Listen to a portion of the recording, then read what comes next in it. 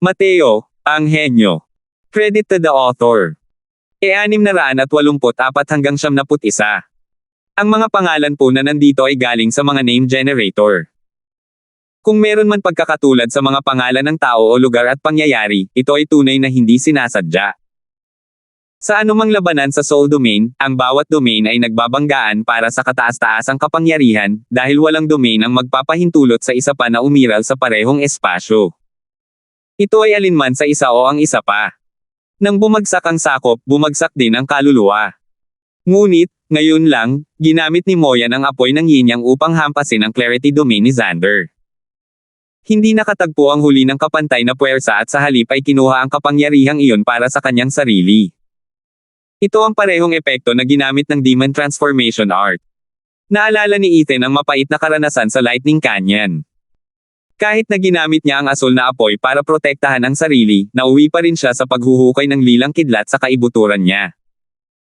Para masipsip ang lilang kidlat na ito sa pamamagitan ng Demon Transformation Art, kinailangan niyang gamitin ang itlog ni Cheoer bilang daluyan. Dahil gumana ito minsan, baka gumana rin ito laban kay Lazaro. Kahit gaano pa kahanga-hanga ang decimating golden flame, wala itong paraan para malampasan ang lilang kidlat mula sa Lightning Canyon. Hindi niya hinahangad na harangan ang kapangyarihang iyon kundi ang kunin ito at gawin itong kanya. Hihihi, hindi ba't ito rin ang dahilan kung bakit ko pinili ang paraan ng paglilinang noong una? Paano ko naman ito makakalimutan? Gayunpaman, hula lamang ito. Para makakuha ng matibay na ebidensya, kinailangan niyang magsagawa ng ilang pagsubok. Ang huling pagkakataon ay isang static array na automatikong naglulunsad ng mga pag-atake habang kaharap niya ang isang buhay na tao na maaaring magbago ng kanyang mga pag-atake anumang oras. Ang epiphania na ito ay nagsilbing paalala. Naningkit ang mga mata ni Ethan habang pinapanood ang dalawa na nag-aaway, palaging iniisip.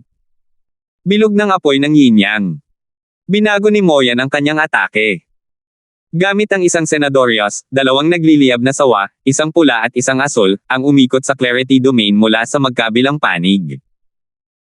Hindi nagtagal ay umikot sila na parang singsing ng mga ahas sa likod ni Moyan, umiikot kasama ang clarity domain sa gitna nito.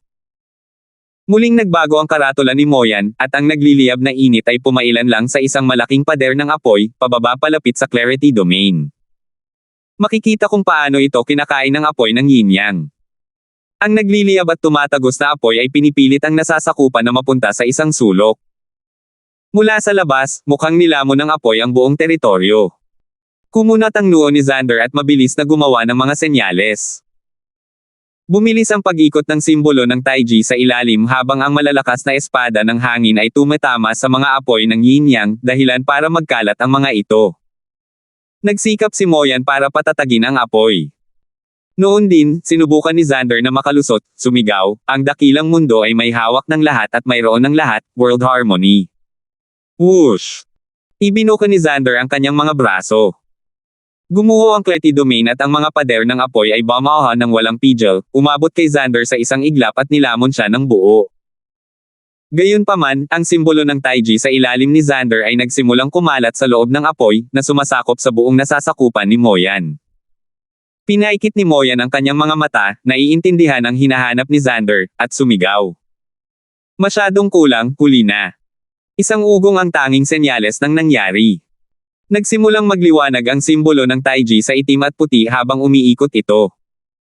Para itong isang malaking dagat, pinaikot ang lahat ng nilalaman nito, maging ang nagngangalit na apoy, habang pinapawi ang mga ito. Nagmamadaling gumawa ng mga senyales si Moyan para mabawi ang kontrol sa apoy, ngunit huli na ang lahat.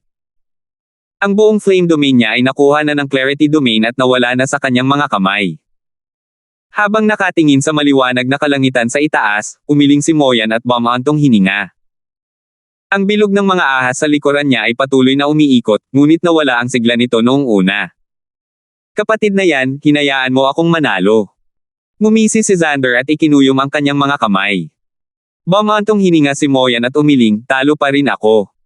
Xander, ikaw talaga ang pinakamahusay na talento sa kanlurang lupain. Masyadong mabait si kuya yan. Sa totoo lang, pinagpapawisan na ako noong nag-aaway ang domain namin. Swerte lang ang kaya kong manalo laban kay kuya yan. Manloloko. Kumunat ang noo ni Moyan, hindi mo kailangang tapikin ako sa likod. Nakikita ko rin naman. Pinigilan mo pa rin ako. Ito ay dahil ang landas na iyong tinatahak ay hindi ang landas ng kalupitan. Gumamit ka ng lambot para makamit ang tagumpay sa mga huling sandali. Kung hindi, malubhang nasaktan ako nang gumuho ang aking nasasakupan. Natawa si Xander, kapatid na yan, hinahangaan ko ang iyong pagiging prangka. Gayunpaman, mali ka sa isang bagay. Matagal ko nang nawala ang titulo bilang pinakamahusay na talento sa mga lupain sa kanluran. Humarap si Xander kay Lazaro, pagkatapos kay Ethan, hindi ko maiwasang mapaisip kung sino kaya sa kanilang dalawa. Pareho silang lumalakad sa landas ng kapangyarihan, walang ipinapakitang awa. Mapapaurong ka sa sakit at pagkatalo kung lalabanan mo sila. Ang pagiging mahinahon sa kanila ang magiging kahinaan mo. Nakita mo mismo iyon. Ang nakababata mong kapatid ay nakapatay ng isang tao sa unang atake. Nilipol din ni Ethan ang mga kaluluwa ng walang pagsisisi. Iniwan pa niya ako ng matinding sugat noon. Sila ay mga taong may kapangyarihan, hindi isang taong kayang harapin ng isang mayanhing Ginoo. Tumingin si Moyan sa dalawa habang sinasabi niya ito. Humajejek si Xander at umiling. Hindi tulad nina Lazaro at Ethan, isa siyang ortodoksong matuwid na disipulo, palaging may paggalang. Wala silang ganoong mga pagpipigil. Naisip niya na hindi siya tatagal ng 3 galaw kasama sila. Gayunpaman, siya ay desente at hindi mapangahas, kaya naman nakamit niya ang respeto ng marami. Maging si Moyan, ang kanyang pinakamalakas na kaaway, ay iginalang din siya. Pero, nagsalita si Moyan, para sa akin, ikaw ang pinakamahusay na talento sa kanlurang lupain. Mga halimaw ang dalawang iyon, hindi tao. Umalis si Moyan sa entablado, hindi man lang hinintay ang pag-anunsyo ng hukom ng kanyang pag-atres. Hindi tulad ng kay Dezo, iba ang sa kanya. Lumaban siya gamit ang lahat ng kanyang kakayahan at isusugal niya ang kanyang buhay kung ang ibig sabihin nito ay panalo. Ngunit alam niyang kahit iyon ay hindi sapat laban sa nasasakupan ng kalaban. Mas mabuting sumuko na lang. Pinapanood si Moyan na umalis, tumango si Xander. Hindi siya mabait dahil nadungisan at nakagawa siya ng mga krimen, pero tao naman talaga siya. Pinanood din ng hukom ang pag-alis niya ng may tango, pagkatapos ay idineklara itong panalo ng Ultimate Clarity Sect. Nagpatuloy ang mga sumunod na laban sa pagitan ng Ultimate Clarity Sect at Hellion Flame. Marahil dahil sa ipinakitang pagkakaibigan ng dalawang kapitan sa kanilang laban, o kaya naman ay puno ng kakaibang mga pangyayari ang araw na ito dahil ang mga laban ay ginamit ang lahat ng kanilang lakas ngunit parang sparring sa halip na death battle. Mahinahon ang ugali ng mga disipulo ng Ultimate Clarity Sect, sigurado iyon, ngunit kahit na nanalo ang mga disipulo ng Hellion Flame, hindi nila sila tinapos. Hindi lamang sila nagpakita ng respeto kundi naging mapagbigay pa. Kaya naman, natapos ang singles round nang walang kahit isang nasawi, sa kabila ng ilang malubhang sugat. Para naman sa dalawang sekta, wala silang naging alitan. Sa katunayan, nagsanib puwersa sila sa pagkutsa sa Universal Righteous Sect. Gustong magluksa ng grupo ni Dezo dahil sa kawalan ng katarungan. Anong problema sa sekta natin? Hindi ba't sumuko na tayo ng walang laban? Bakit ganyan ang tingin ninyo sa amin? Salamat sa Diyos, inosente kami rito. Sumunod ay ang mga labanan ng 3 sekta. Magiging maluwalhati ito, isang laban na magsasama ng pinakamahuhusay sekta sa mga lupain sa kanluran. Ngunit dahil kasama sa kanila ang isang kakaibang tulad ni Lazaro, napakalaki ng agwat. Sa Ultimate Clarity Sect laban sa Hellion Flame, pinanatili ni Xander si Moyan na abala habang madaling hinarap ni Lazaro ang siyam na iba pa. Nakita ito ni Moyan at inamin ang pagkatalo. Para bang ginaya ang hamon ni Ethan noong lumaban siya ng mag-isa sa 10, nagbigay din ng parehong panukala si Lazaro. Gusto niyang tapusin ang Hellion Flame ng mag-isa, ngunit tinanggihan siya ni Xander.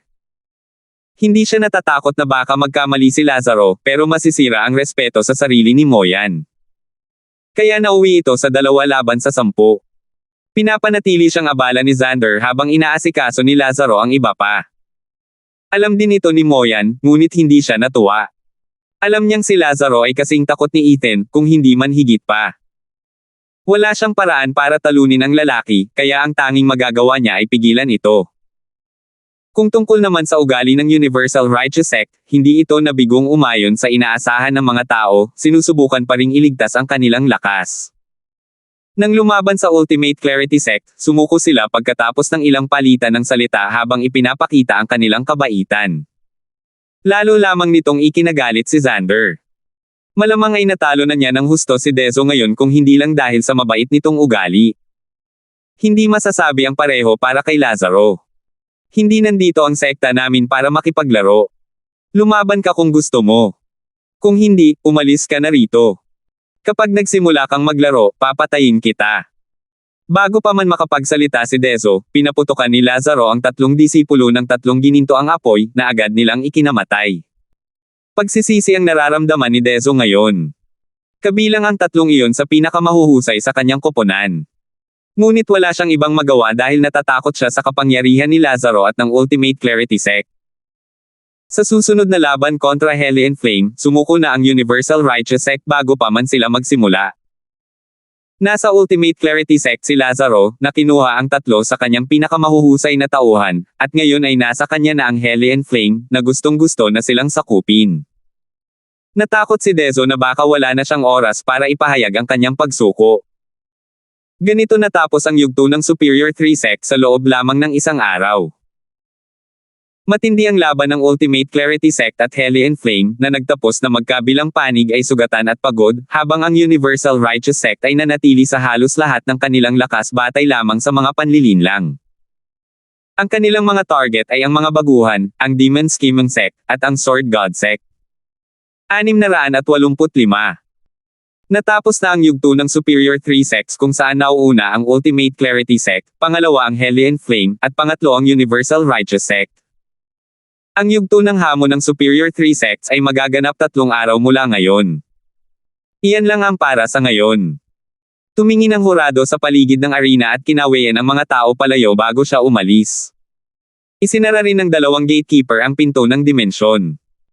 Masayang-masaya ang mga tao habang pinag-uusapan nila ang mga laban ngayong araw habang pabalik sila sa kanilang tinutuluyan. Paminsan-minsan, may mga matang sumusulyap sa mga koponan ng Demon Scheming Sect at Sword God Sect, nasabik sa kung ano ang mangyayari. Gusto nilang makita kung may lakas ng loob ang mga underdog na ito na hamanin ang lakas ng Superior 3 Sects. Habang pinagmamasdan mula sa itaas, mabigat ang mukha ni Ethan. Nanatili ang kanyang mga mata kay Lazaro ng Ultimate Clarity Sect. Naramdaman ni Lazaro ang titig nito at tumangalan ng may ngiti habang may sinasabi. Magkikita tayo sa loob ng 3 araw. Pagkatapos ay sinundan niya palabas ang koponan ng Ultimate Clarity Sect. Huminga ng malalim si Ethan at nag-isip. Para maabot ng Demon Scheming Sect ang ganitong antas, isa na itong malaking tagumpay, at hindi na kailangang patuloy na humamon. Si Lazaro ay isang kakaibang nilalang din dahil kasama niya ang sagradong halimaw na Decimating Dragon Ancestor. Siyempre, kapag kasama niya, ang alchemy at arrays ni Lazaro ay kasing husay ni Ethan. Magiging kakaiba siya kahit nasa sacred domain. Kahit si Ethan ay hindi kumpiyansa na mananalo siya laban sa kakaibang ito. Ang pinakamagandang desisyon ngayon ay huwag na lang lumaban.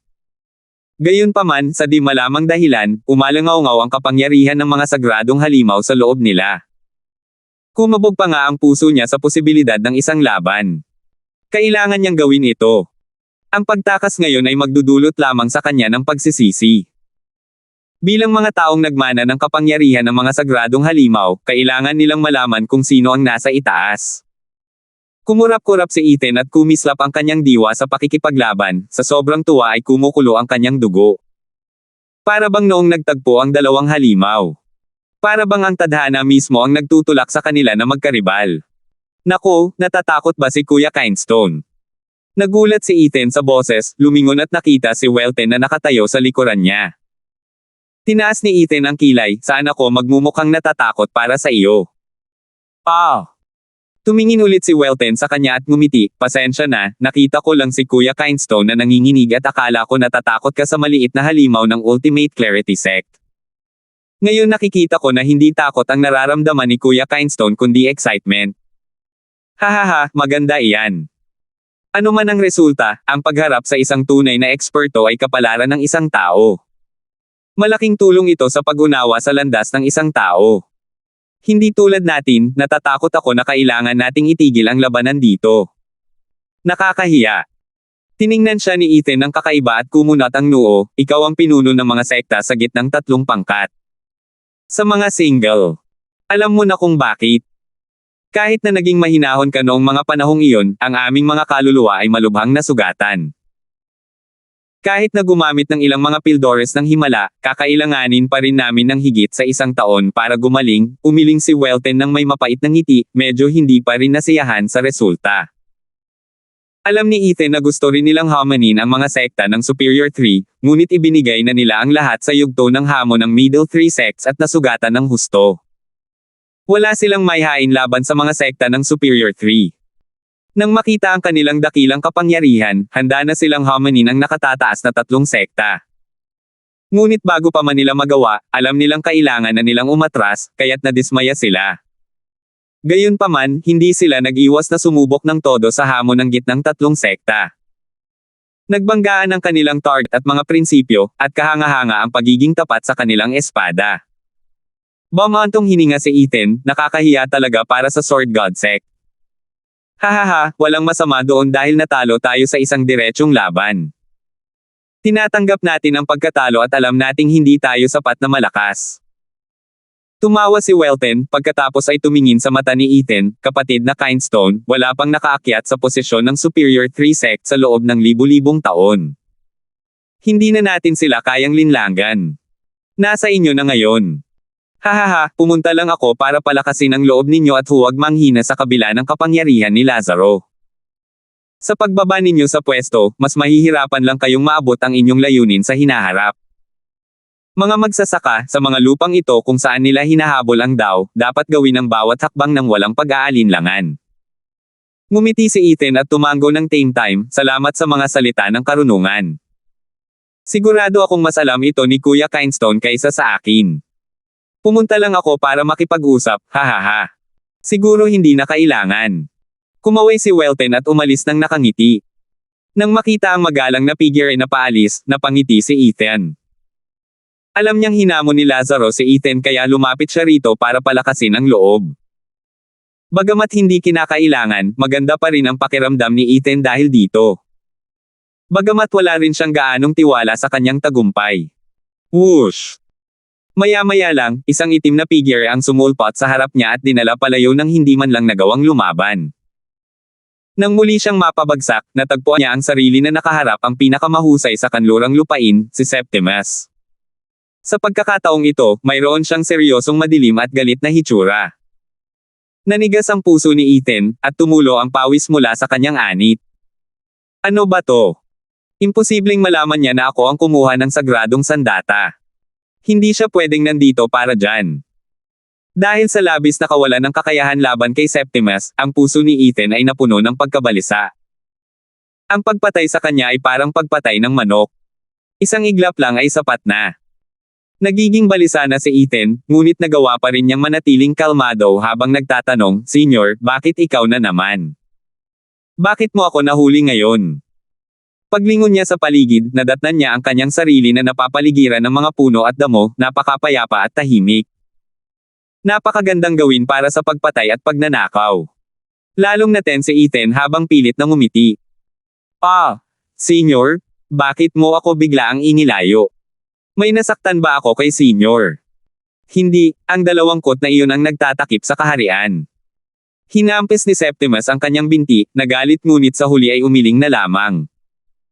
Nagliwanag ang mga mata ni Ethan, at humugot siya ng hininga, at muling kumalma. Ligtas. Nagtanong si Ethan ng may lubos na pag-iingat, Senyor, anong nangyari? Anong realm ang naselyuhan? Ito ang may sagradong minahan. Umiling si Septimus, sa bawat Double Dragon Gathering, ang mga laban ng pangkat ay ginaganap sa parehong kaharian kung saan itinatago ang sagradong minahan. Ito ay dahil sa makapal na espiritual na enerhiya na tumutulong sa mga disipulo na mabawi ang kanilang lakas at gawin ang lahat. Gayunpaman, para maging ligtas, kung ang sagradong minahan ay nasa panganib, maaaring ilipat ito ng 2 ng sabay-sabay. Kaya may 2 paraan patungo sa minahan. Ang una ay sa pamamagitan ng larangan ng digmaan na iyon, at ang pangalawa ay sa heaven-reaching pavilion ng 2 mataas.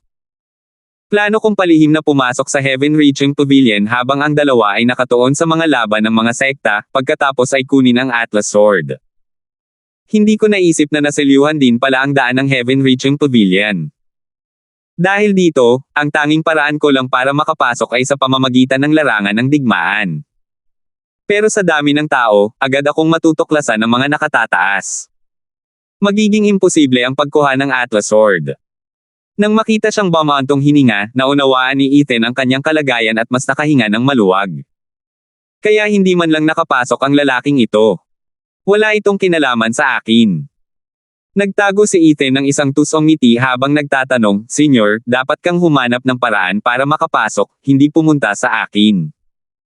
Wala akong sinabi kahit kanino tungkol sa iyo.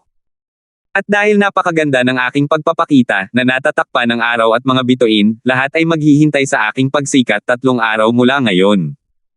Ano mang gawin sa akin ay mag-aalala sa kanila." "Sige, sige. Naiintindihan ko, kaya huwag mo nang pagsabihan ng ganyan. Hindi kita pinuntahan."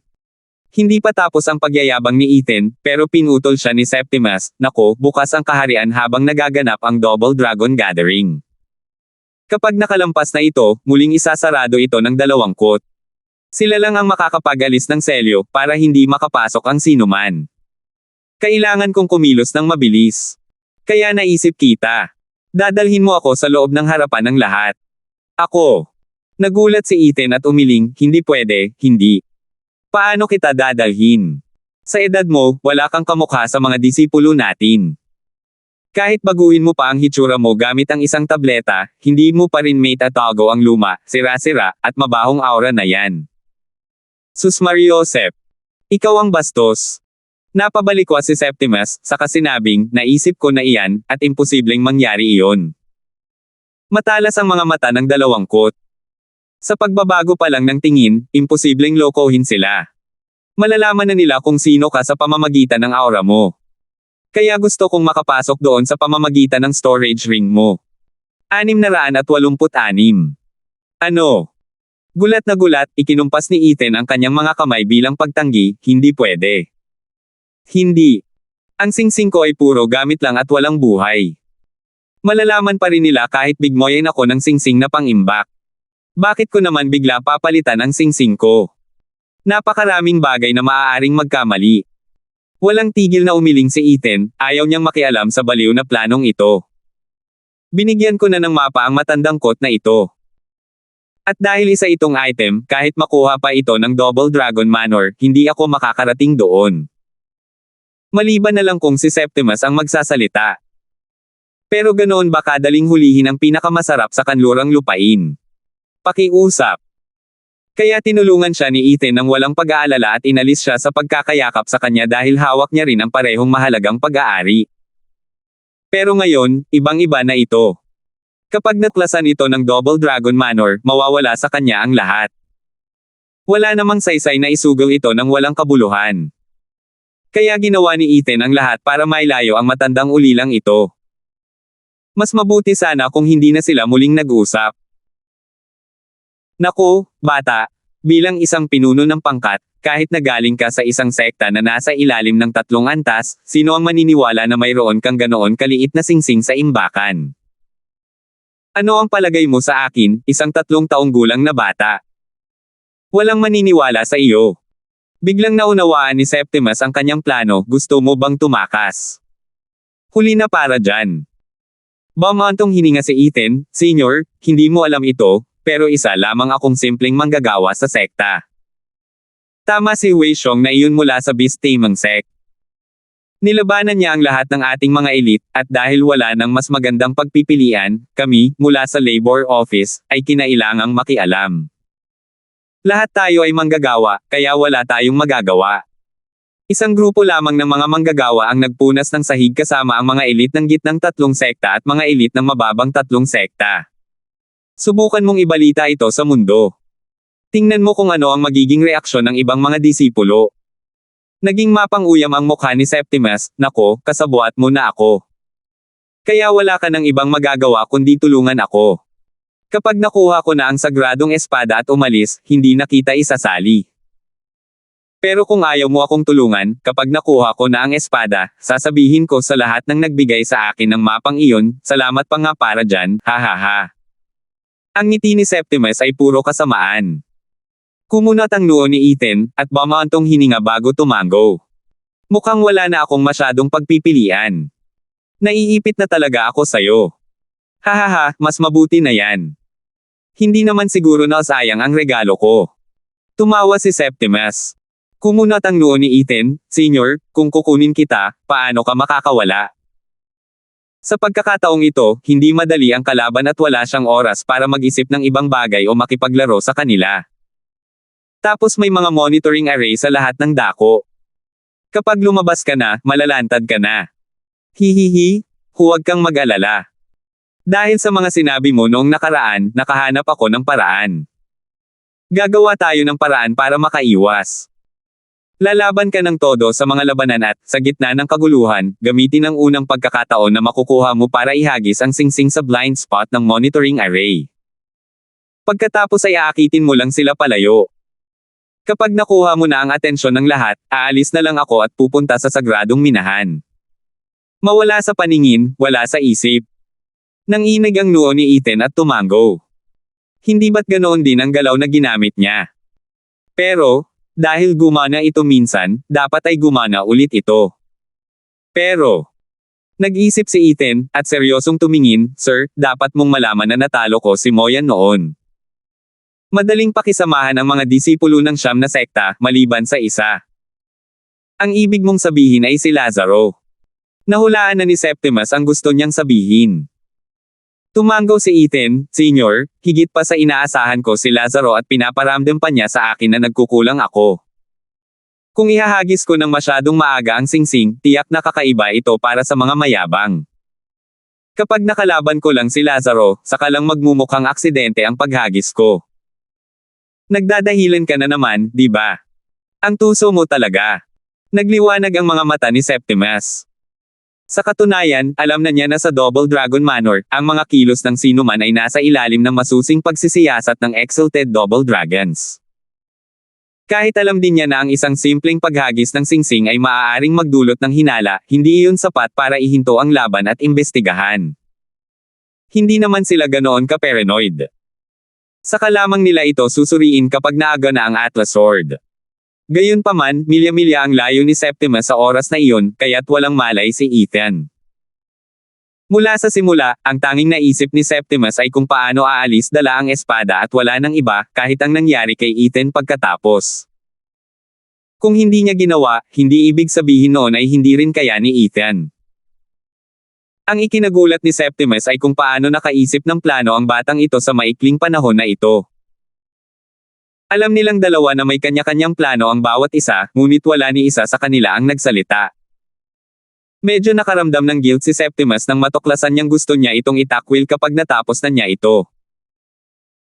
Marahil dahil gusto niyang makabawi sa kahihiyan na ito o para lang maibsan ang pag-aalala ng matalas na demonyong ito, sinimulang suriin ni Septimus ang kanyang kalaban. Hindi mas malakas si Lazaro kaysa sa iyo. Pero hindi pa niya na ipapakita ang lahat ng taglay niya, at hindi ko masusuri ng tama ang kanyang kapangyarihan. Labanan mo man siya o hindi, siguradong pagod ka na sa gininto ang apoy na iyon. Talagang kakaiba. Mayroon na akong paraan para harapin ang gininto ang apoy na iyon. Ang problema lang ay hindi ko alam ang anyo ng kanyang kaluluwa. Nabigla si Ethan, sa palagay ko ang kanyang kaluluwa ay isang kaluluwa ng dragon sa langit din. Pero paano lalaban ang dalawang kaluluwa ng dragon sa langit? Hindi ako sigurado tungkol dito at nais kong hilingin sa senior na ibahagi ang iyong karanasan sa pakikipaglaban sa kaluluwa ng dragon sa langit. Ano, mayroon siyang kaluluwa ng dragon sa langit. Paano mo nalaman? Nanginginig ang puso ni Septimus. Hindi niya kailanman inakala na ang mga lupain sa kanluran ay magiging ganito kay Oman sa talento para magkaroon ng isa pang kaluluwa ng dragon sa langit. Mahigpit na tumango si Ethan. Hindi kayang ibigay ng dakilang decimating dragon ancestor sa kanyang tagapagmana ang kaluluwa ng dragon sa langit. Dahil kakampi niya ang lalaki, ang pinakamababa niyang magagawa ay ibigay sa kanya ang parehong kaluluwa, hindi ba? Kahit hindi nakita ni Ethan ang kaluluwa nito, medyo sigurado siya batay sa mana ng lalaki. Pero mas lalong bumigat ang loob niya dahil doon. Sino ang mas makakakilala sa kaluluwa ng dragon sa langit kaysa sa ninuno ng dragon? Kapag naglaban ang dalawang kaluluwa ng dragon sa langit, ang Punk ang mas nananalo laban sa kanya, na walang guro. Magdudulot iyon ng kawalan ng kakayahan sa kaluluwa at katawan. Ibig sabihin, tiyak na matatalo siya. Habang nakatingin sa mga mata ni Septimus, ang buong pag-asa ni Ethan na manalo ay nakasalalay sa karanasan ng senior na ito. Bagamat kulang pa rin kumpara sa ninuno ng dragon, mas mabuti na ito kaysa wala. Senior, ang amo ng lalaking ito ay hindi kapanipaniwala, nakakaintindi rin ng kaluluwa ng dragon sa langit. Dahil dito, kailangan niyang lubos na maunawaan ang kaluluwa ng dragon sa langit. Sana ay mabigyan ako ng payo ng senior, kahit man lang para makatabla. Kung hindi, madali akong mapa-address at matatalo agad. Wala akong oras para ihagis ang singsing, at mabibigo ang plano ni Ginoo. Sige, tumigil ka na sa pagtatangkang mang-blackmail sa akin. Naiintindihan ko ang sinasabi mo. Dahil dumaranas ka ng mga panganib para sa akin, gagawin ko ang lahat para matulungan ka. Nag-isip si Septimus, Ethan, alam mo ba ang swordsmanship? Nako! Bamulong si Ethan, pagkatapos ay umiling, kaunti lang. Sa 8 emperador ng Sacred Domain, tanging si Sword Emperor lamang ang nahuhumaling dito sa loob ng mahabang panahon. Samantalang siya, ang Demonic Emperor, ay kilala sa kanyang tuso at lakas ng katawan. Kaunti lang ang alam niya tungkol sa Sword Emperor. Mas magiging hindi gaanong kapaki-pakinabang ang tulong ko dahil dyan. Bumantong hininga si Septimus, alam mo na ang una kong kaluluwa ay isang espada, dahil matagal ko nang nalubog sa espada. Kalaunan ko lang nabuo ang kaluluwa ng dragon sa langit at pinag-isa sila upang mabuo ang dragon cleaving art. Ang paglitaw ng espada ay yumanig sa mundo, na nagpaungol sa Azure Dragon at nagpabula sa mga dagat. Kung alam mo lang ang swordsmanship, gagabayan kita sa sining na ito para magamit ang kaluluwa ng dragon sa langit. Tiyak na hindi ka mapipigilan, kahit laban sa gininto ang apoy na iyon. Nakakahiya talaga. Kumunot ang mukha ni Ethan at bumantong hininga, Senior, hindi naman sa kawalang galang, pero mas magaling ang pangunawa ng master na iyon sa Heaven Dragon Soul kaysa sa iyo. May dragon cleaving art si Sir, kaya ibig sabihin ba niyan ay wala rin siyang ibang mystical art? Natatakot ako na baka walang mas magaling gumamit ng Heaven Dragon Soul kaysa sa kanya. Gusto ko lang malaman kung paano gamitin ang Heaven Dragon Soul para labanan ang isa pang Heaven Dragon Soul. Ang kaluluwa ng dragon sa langit ang pinakamalakas na espada. Hindi naman imposibleng talunin ito. Pero nangangahulugan iyon na ang iyong lakas ang siyang pinakamalakas. Naging seryoso si Septimus habang sinasabi, malakas ang kaluluwa ng dragon sa langit ngunit kasing lakas lamang ng gumagamit. Kung hindi, mapapasailalim natin ang buong mundo sa ating sakong kasama ang napakaraming kaluluwa ng dragon sa langit sa mga lupain sa kanluran. Sa kasamaang palad, ang pinakamalakas na lupain sa kontinenteng ito ay ang gitnang lugar. Kaya habang ang isang kaluluwa ay malaking tulong para sa isang ethereal stage cultivator, ito ay isang kasangkapan lamang. Ang mahalaga, sa huli, ay ang cultivation ng isang tao. Isa pa, mali ka tungkol sa isang bagay. Nililimitahan ng domain ng isang tao ang kanyang pag-unawa sa kaluluwa ng dragon sa langit. Ang domain ko ay nasa loob ng espada, kaya nang magsama ang espada at ang kaluluwa ng dragon, nabuo nila ang dragon cleaving art. Masasabi mong mas magaling ang kanyang amo sa paggamit ng kaluluwa ng dragon sa langit, ngunit nililimitahan iyon ng kanyang domain.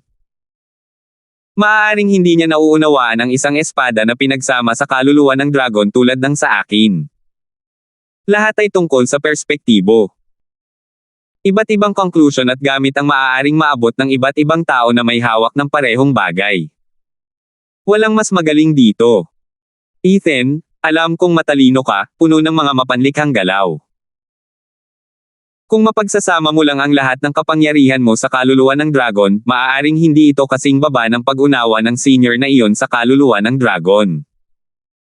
Nanginginig si Ethan at natulala nang makita ang liwanag. 687. Matagal nang nakatayo roon si Ethan bago tuluyang nagningning ang kanyang mga mata. Napabuntong hininga siya, nakikita ko na ngayon, Senior. Maaaring si Lazaro ang may pinakadalisay na kaluluwa ng dragon sa langit, habang ang akin ang pinakagulo. Siya ang may pinaka-ortodoksong kaluluwa, at ako naman ay may pangalawang uri. Pero ang aking pangalawang uri na kaluluwa ng dragon ay hindi nangangahulugang mas mahina ito kaysa sa tunay na kaluluwa. Maaaring mas malakas pa ito, hindi ba? Umiling si Septimus, tama ang mga sinabi mo pero hindi mo ba mapipili ng mas maayos ang mga salita mo? Pinapalabas mo na parang dahil mayroon kang pangalawang uri ng kaluluwa ng dragon, ang akin, na pinagdugtong ng espada, ay pangit pakinggan. Sa anumang kaso, ito ay tinatawag na ebolusyon. Tumanggaw si Ethan, naiintindihan ang kanyang puso. Tama iyan. Sa mundong ito, maaaring walang sino man ang nakakaintindi sa kapangyarihan ng mga kaluluwa ng dragon tulad ng decimating dragon ancestor. Siya ang nagturo kay Lazaro, kaya alam niya ang pinakamalakas na paraan upang gamitin ang kaluluwa ng dragon. Ngunit ang paggamit na iyon ay limitado lamang sa mga dragon. At hindi ang mga dragon ang pinakamalakas, kundi ang mga tao. Kaya't habang ang sinaunang panahon ay mayroong 5 dakilang sagradong halimaw, mayroon din itong 10 dakilang emperador. Nauunawaan ng mga emperador na ito ang Dao, na nagsusumikap mula sa kahinaan patungo sa kalakasan sa pamamagitan ng pagpansin sa masa. Hindi sila umasa sa mga talento kundi sa kanilang mga pananaw upang lumikha ng sining at mga pamamaraan ng paglilinang upang palakasin ang sangkatauhan. Gumamit sila ng patuloy na mga pag-aangkop upang malampasan ang likas na talento ng 5 dakilang sagradong hayop. Sa madaling salita, ang katotohanang alam ng ninuno ng dragon kung paano gamitin ang kaluluwa ng dragon ay hindi gaanong mahalaga. Maaari ring lumikha si Ethan ng mas mahusay na paraan ng paggamit nito. Nangangahulugan ito ng mga pagbabagong nararanasan ng isang tao habang nauunawaan niya ang Dao. Agad na nawala ang kalituhan ni Ethan. Napuno ng kumpiyansa ang kanyang mga mata. Si Lazaro ang may karapatang mana ng lahi ng dragon, pero ano ang mangyayari?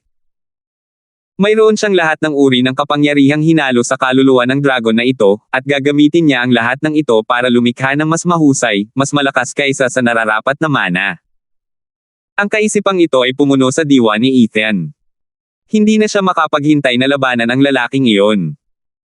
Ikinuyom ni Ethan ang kanyang mga kamay at nagsalita ng may lubos na paggalang, "Salamat, Senyor, sa paggising mo sa akin. Ngayon alam ko na kung paano lumaban. Hahaha, wala akong masyadong nagawa para matulungan ka. Ang mga realisasyon mo ang dahilan. Umaasa ako na sa loob ng 3 araw, makakagawa ka ng isang pambihirang galaw, mapapaganda ang kaluluwa ng iyong dragon sa langit, at maipapakita mo sa batang iyon ang katotohanan, na ang iyong demonyong dragon ay magiging mas malakas kaysa sa kanyang ortodoksong dragon, hahaha." Tumawa si Septimus, habang nakatingin kay Ethan na parang disipulo niya. Itinuro ni Septimus ang singsing ni Ethan. "Bagamat hindi kita natulungan, tatanggapin ko ito dahil tinanggap mo ang pabor ko. Kaya tutulungan mo ba ang matandang ito?" "Hahaha, syempre. Sulit ang lahat para sa Senyor. Pagkatapos mo, Senyor." Kumaway si Ethan at binuksan ang kanyang singsing. Tumawa si Septimus at pumasok agad. Ang sumunod ay ang paghihintay kay Ethan na makapasok muli sa kaharian na iyon at maghanap ng pagkakataong makatakas. Pagkalipas ng 2 oras, sa papalubog na liwanag ng takip silim, bumalik si Ethan sa tinutuluyan ng Demon Scheming Sect. Puno ng mga iniisip ang kanyang isipan kung paano iaangkop ang kaluluwa ng dragon sa langit sa loob ng 3 araw na ito. Gayunpaman, sinalubong siya ng mga pamilyar na mukha pagpasok pa lang niya sa looban. Nandito sina Clara, Mandy, Sheena, at maging ang mga batang babae mula sa Mystical Heaven Sect. Nagulat si Ethan at nakaramdam ng hinala. Ano na kaya ginagawa ng mga lalaking ito ngayon? Nakita siya ni Finliang na dumating at tumakbo palapit, "Saan ka nga pala tumakbo? Hindi ka na namin nakita simula nang matapos ang yugto ng Superior 3 Sects. Akala ko may nangyari sa iyo. Ano kayang mangyayari? Mas gusto kong malaman kung ano ang ginagawa ninyong lahat." Tiningnan sila ni Ethan. Nagkibit balikat si Finliang, "Karaniwan ka namang maayos, pero wala na bang ibang kakaibang lalaki dyan?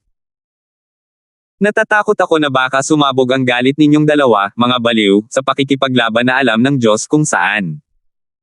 Nag-aalala rin ang mga babaeng ito. Masasabi kong mahilig ka talaga sa mga babae. Hihihi. Pumunta ka sa Double Dragon Gathering at paglabas mo, marami kang kasama ng mga babae. Kagalang-galang, sana'y maging mas seryoso ka. Sasama lang kami kay Clara. Namula si Shuiro Ahoe sa sinabi niya at tinitigan siya ng masama. Nagkibit balikat si Finliang at ngumiti lang.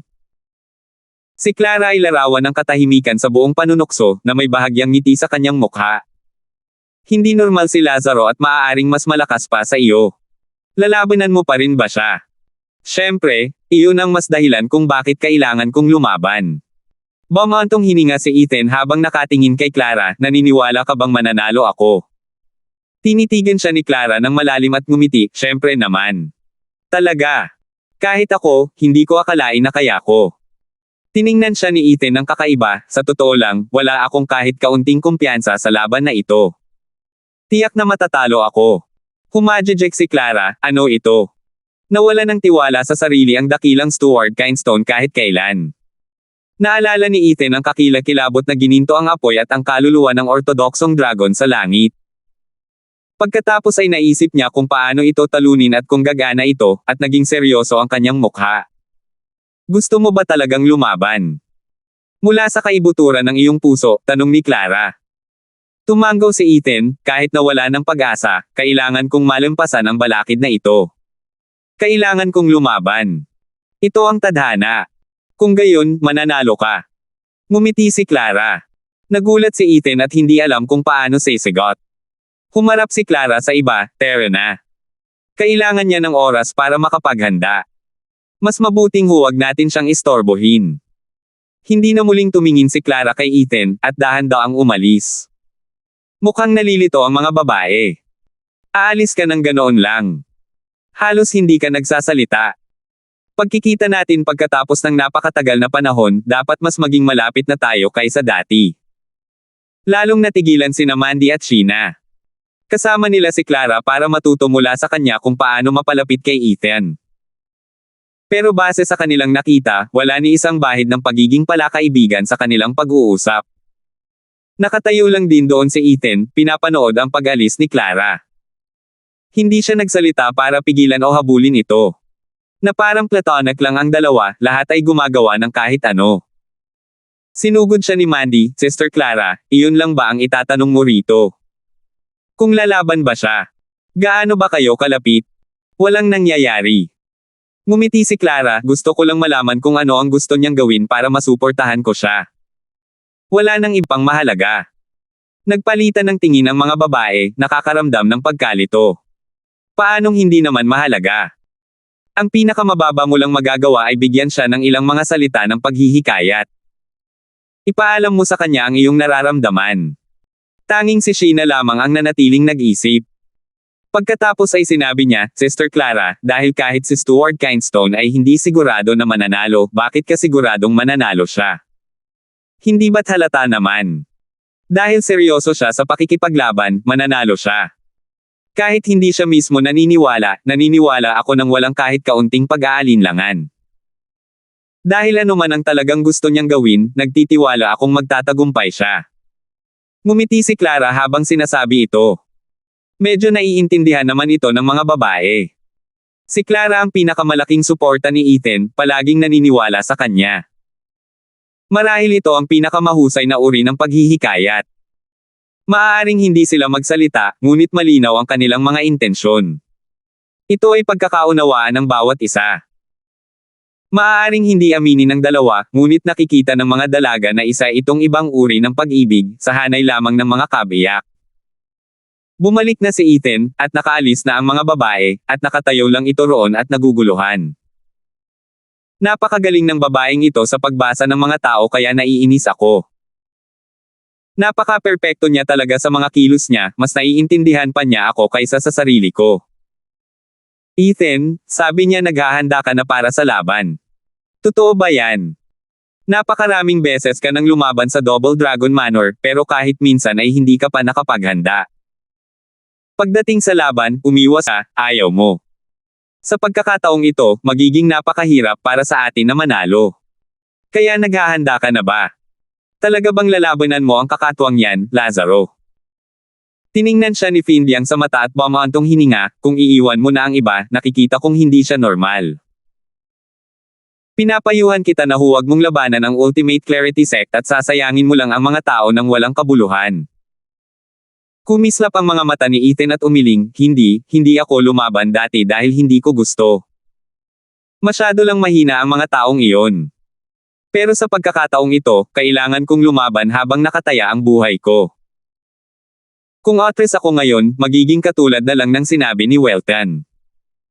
Ang tagumpay ko sa hinaharap ay magkukulang kung hindi man tuluyang titigil. Minsan, ang isang cultivator ay kailangang harapin ang mga balakid ng harapan hanggang sa kamatayan. Tumawa si Ethan at pumasok sa kanyang kwarto, isinara ang pinto sa likuran niya. Sabihin ninyo sa lahat na mag-iisa ako ng 3 araw. Pangako kong tatalunan ko si Lazaro. Nanginig ang puso ni Finliang. Nang tingnan ang dinareana ni Clara ay natawa siya, talagang nagkakaintindihan ang dalawang ito. Sinabi lang niya na hindi siya kumpiyansa, at ngayon ay determinado siyang subukan. Tulad ng sinabi ng babae, hindi naniniwala si Ethan, ngunit gusto pa rin ng puso niya na manalo. Kung ganoon, lahat ng elite ng Demon Scheming Sect ay haharap sa mga panganib kasama niya. Hindi sila mag-aatubiling pumasok kahit na ito ay humantong sa kanilang kamatayan sa kamay ng halimaw na iyon. Sigaw ni Finliang, puno ng sigasig. 688. Sa ngayon, mayroon akong 3 kapangyarihan na magagamit ko laban sa Decimating Golden Flame, Azure Flame, Purple Lightning, at Killing Arm. Nakaupo si Ethan nang nakakross ang mga paa sa kanyang silid, maingat na pinag-iisipan ang kanyang lakas at ang lakas ng kanyang kalaban. Ang 3 kapangyarihang ito ay nasa parehong antas ng gininto ang apoy, habang ang kanilang antas lamang ang nagkakaiba. Ang lilang kidlat ay nahahati sa 12 langit habang ang agos ay kayang magpakawala ng 5 langit. Base sa nakita niya sa gininto ang apoy at sa antas ng kapangyarihan nito, kailangan niya na ang lilang kidlat ay nasa 6 na langit kahit papaano. Kung tungkol naman sa Azure Flame at Killing Arm, hindi pa niya nasisimulang paunlarin ang mga ito. Inilatag sa kanya ang mga kalamangan at kahinaan ng 2 panig. Nanalo si Lazaro sa kalidad, habang siya naman sa dami. Sa madaling salita, isa siyang magulo. Ang dami niyang daye, pero wala ni isa ang kayang tumama sa lalaking iyon. Dagdag pa sa kaluluwa ng dragon sa langit, isang bagay na mahusay gamitin ng lalaki kumpara sa kanya, ang siyang dahilan kung bakit ito naging dahilan, kaya naman lahat ng kanyang mga baraha ay walang silbi. Kahit ang swerte ko ay hindi ako kayang manalo sa puntong ito. Ang pagsusuring ito ay nagpakita lamang ng kanyang mga kahinaan, samantalang mayroon naman siyang kakaibang katangian. Ito ay isang bagay na hindi kayang taglayin ni Lazaro. Masyadong espesyalisado ang mga pamamaraan ni Lazaro, lahat ay nagmula sa ninuno ng dragon. Ang mga pamamaraan ko ay pawang random at flexible, hindi kayang gawin ng bawat eksperto, ngunit sa kung gaano sila kamaparaan, halos lahat ng laban ay napapanalunan. Ang paghahalo ng lahat ng mga random na kasanayang ito ay maglalabas ng isang hindi mapipigilan at hindi mahuhulaan na kasanayan. Bumaantong hininga si Ethan. Siya at ang Panginoong hindi niya nakita, ang 9 Serenities Emperor, ay halos magkapareho. Ang 9 Serenities Secret Records ay naglalaman ng mga ultimate skill ng iba, at wala sa mga ito ang nagmula mismo sa 9 Serenities Emperor. Ang tanging nilikha niya ay ang Demon Transformation Art na hindi niya kailanman nasanayan. Gayunpaman, isa siyang eksperto sa pagnanakaw ng kakayahan ng iba, at naging isa sa 3 pinakamalakas na emperador. Hindi ba't ganito rin ang sitwasyon niya noon?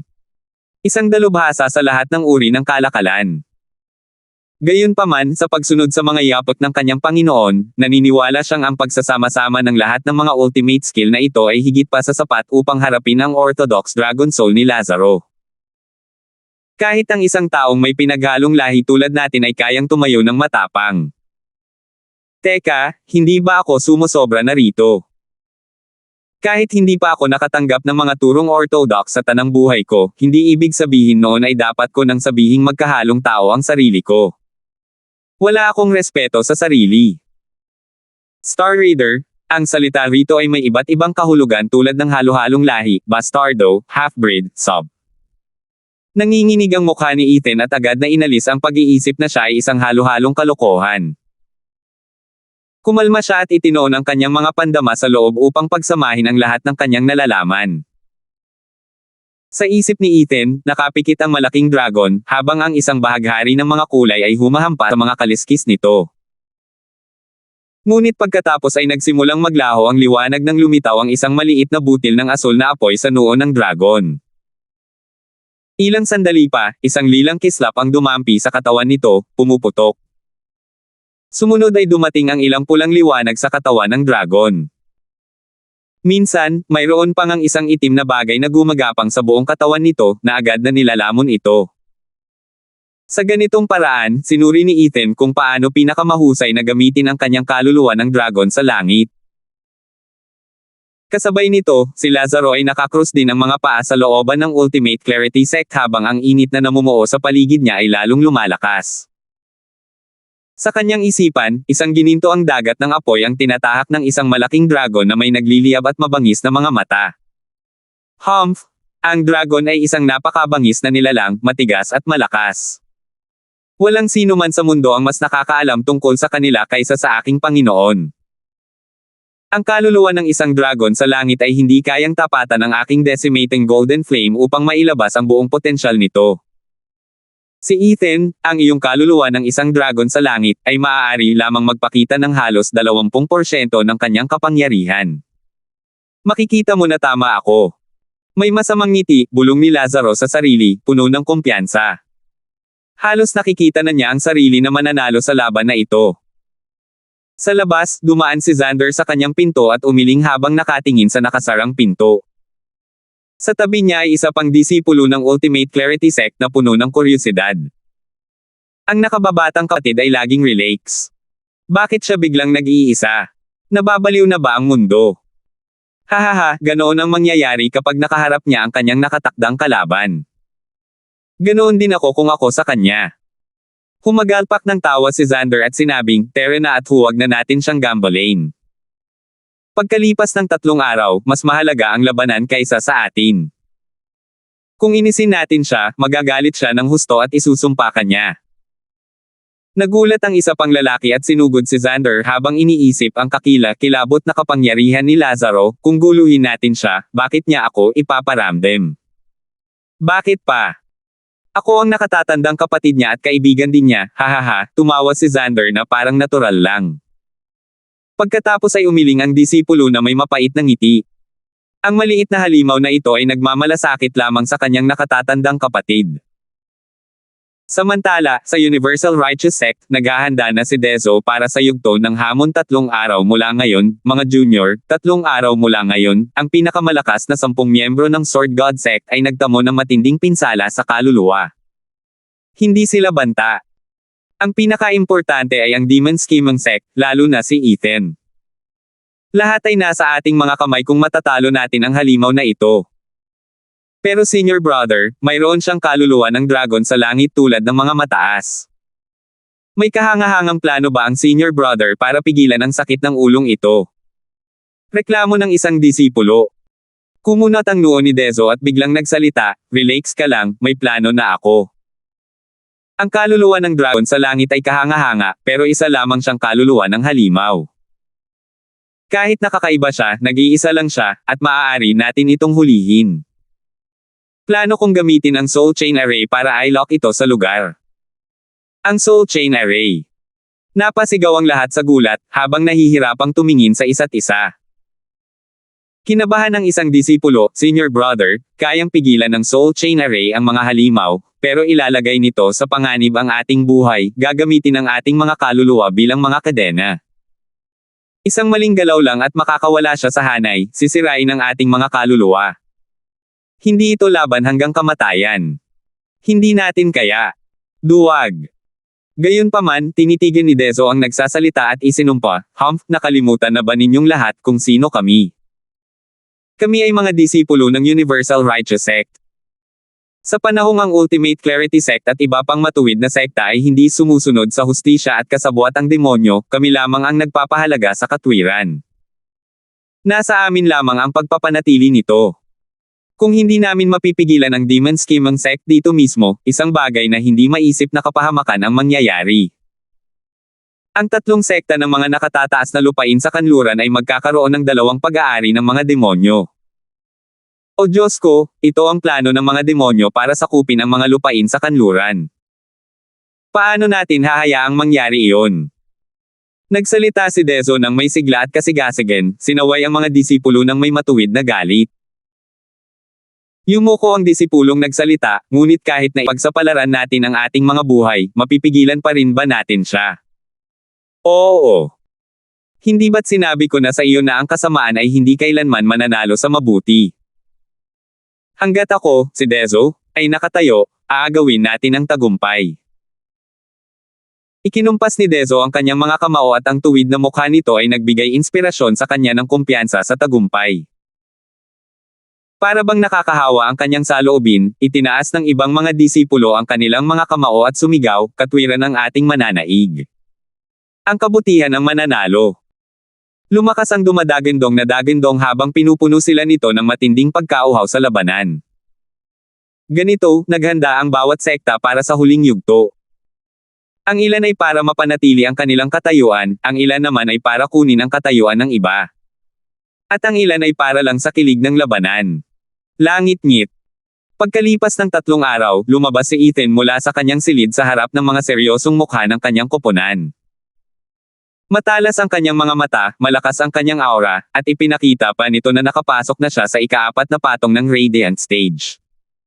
Gayunpaman, kahit na isang patong lamang ito, ang mga mata ni Ethan ay nag-iwan sa lahat ng nakanganga. Mas maitim sila kaysa dati, umaapaw sa hindi masabi na kapangyarihan, handang lumunin ang lahat. Ethan, ayos ka lang ba? Nakasimangot na tiningnan siya ni Findyang ng malalim, hindi man lang siya nakilala. Sa loob lamang ng 3 araw, nagbago ang buong aura ni Ethan. Para siyang nagbagong anyo. Tiningnan ni Ethan ang sarili mula ulo hanggang paa at tumingin sa kanila ng kakaiba. Ano, hindi ba ako rin naman? Sa sandaling iyon, bumalik sa normal ang aura ni Ethan, naging dahilan upang sila ay tumigil. Hindi pa rin sila makapagsalita, hindi matukoy kung totoong nangyari ang kanilang nakita o hindi. Bakit namin naramdaman ang ganoong panganib na nagmumula kay Stuart Kindstone? Parang gusto niyang sirain ang lahat. Nagtanong si Findyang, Ethan, ano ang ginawa mo dyan? Sigurado ka bang mananalo kalaban kay Lazaro? Hindi pa rin ako sigurado. Kumunot ang noo ni Ethan at umiling, sa loob ng 3 araw na ito, napag-aralan ko na ang lahat ng mga kasanayang alam ko at nakahanap ako ng mga kasanayang sapat para labanan si Lazaro. Hindi ko lang alam kung sapat na ang mga ito. At may ilan sa mga ito na hindi ko masyadong malinaw sa kanilang mga epekto. Kakailanganin ko ng mas maraming oras para mag-isip bago ko malaman ang higit pa. Kumunot ang noo ni Findyang habang nakatitig ng mariin, kung magtatagumpay ka, iyon ang araw na mas magiging nakakatakot ka pa, higit pa kay Lazaro. Sigurado ako dyan. Kumurap si Ethan ng may pag-aalinlangan, para lamang makita si Findyang nang ngumiti at kumaway sa kanya, halata ko lang yan. Huwag mo nang isipin yan. Malapit nang magsimula ang hamon ng Superior 3 Sects. Tara na. Tara na. Hindi na hiniling ni Ethan kay Findyang ang sagot, at pinangunahan niya ang grupo habang naglalakad, puno ng lakas kaysa dati. Hindi niya namalaya na ang mga titig sa kanya ay hindi lamang pagkamangha kundi takot. Hindi niya napansin kung paano siya tinitingnan ng mga kasamahan niya nang walang anuman kundi takot sa sandaling lumabas siya. Hindi yun ilusyon. Muling dumaan sa malalaking pagbabago si Ethan. 689. Punong-puno ang arena simula pa kaninang madaling araw, hindi lang dahil sa mga delegasyon ng mga bansa kundi pati na rin sa koponan ng bawat sekta. Kahit na labis na sugatan ang kanyang kaluluwa, hinaila pa rin ng maputlang si Yunfeng ang kanyang pagod na katawan upang manood. Ngayon ang araw na pinaghahalo-halo ang buong lupain sa kanluran. Isang sekta lamang sa Lower 3 ang humaharap sa mga sekta sa Superior 3 at hinahamon ang mga makapangyarihang sekta na nanatiling hindi nagalaw sa loob ng libu-libong taon. Naghihintay ang lahat sa sandaling ito upang makita kung ang mga korona ng mga haring ito ay magtatagal pa sa kanilang mga ulo. Whoosh! Muling nagpakita ang hukom sa ring. Yumuko siya sa harap ng mga nakatataas at tumingin sa mga manunood na may namumulang pisngi. Mukhang tuwang-tuwa siya sa araw na ito, tulad ng iba. Ang mga pangkat ng 5 sekta, pumasok kayo. Nanguna sa paglitaw ng sabay ang Ultimate Clarity Sect, Hellion Flame, at Universal Righteous Sect. Sinundan sila ng mga pinuno ng koponan ng Sword God Sect at Demon Scheming Sect, casual na naglalakad. Pagkalabas ni Ethan, agad na nagwala ang mga tao. Alam na ngayon na ang tanging dahilan kung bakit nakaabot ang maliit na sekta sa lower 3 sect sa puntong ito ay dahil sa disipulong ito na naghahanda ng daan. Siyempre, lahat ay magbibigay pansin sa natatanging pinunong ito. Lahat sila ay sabik na makita kung anong uri ng himala ang susunod niyang gagawin. Tanging ang Universal Righteous Sect lamang ang tumitingin kay Ethan bilang isang salot sa mga lupaing ito, puno ng puot at hindi kakaunting takot. Pinagmasdan ng hukom ang lahat gamit ang malamig niyang mga mata. At kahit halata naman, kailangan niyang manatili sa programa.